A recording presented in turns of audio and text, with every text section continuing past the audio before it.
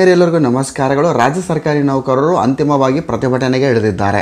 ನಮ್ಮೆಲ್ಲರಿಗೂ ಗೊತ್ತಿರುವ ಹಾಗೆ ರಾಜ್ಯ ಸರ್ಕಾರಿ ನೌಕರರ ವೇತನಕ್ಕೆ ಸಂಬಂಧಿಸಿದಂತೆ, ವಿಶೇಷವಾಗಿ 7ನೇ ವೇತನ ಆಯೋಗಕ್ಕೆ ಸಂಬಂಧಿಸಿದಂತೆ, ಒಂದು ಅನುಷ್ಠಾನಕ್ಕೆ ಸಂಬಂಧಿಸಿದಂತೆ ಈಗಾಗಲೇ ಸಾಕಷ್ಟು ಮನವಿಗಳನ್ನು ರಾಜ್ಯ ಸರ್ಕಾರಕ್ಕೆ ಮಾಡಿದೆ. ಸೊ ಈ ಒಂದು ಅನುಷ್ಠಾನದ ವಿಳಂಬದ ಹಿನ್ನೆಲೆಯಲ್ಲಿ ರಾಜ್ಯ ಸರ್ಕಾರಿ ನೌಕರರು ಪ್ರತಿಭಟನೆಗೆ ಮುಂದಾಗಿದ್ದಾರೆ.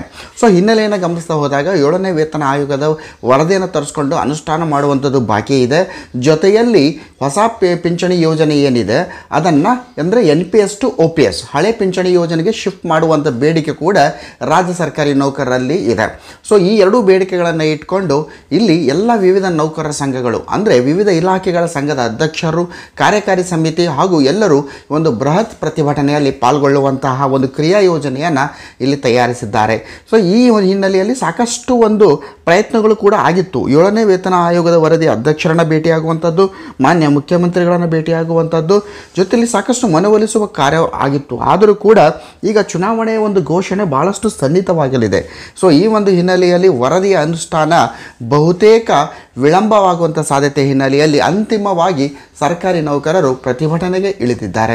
ಸೊ ಆತ್ಮೀಯರೇ, 7ನೇ ವೇತನ ಆಯೋಗದ ಬೆಲೆಯಂತೂ ಏರಿಕೆ ಆಗ್ತಾ ಇದೆ. ಆ ಏರಿಕೆ ಆಗ್ತಿರುವಂಥ ಬೆಲೆ ಹಿನ್ನೆಲೆಯಲ್ಲಿ ವೇತನ ಕೂಡ ಸರಿದೂಗಿಸುವಂಥ ಕೆಲಸ ರಾಜ್ಯ ಸರ್ಕಾರ ಮಾಡಬೇಕು.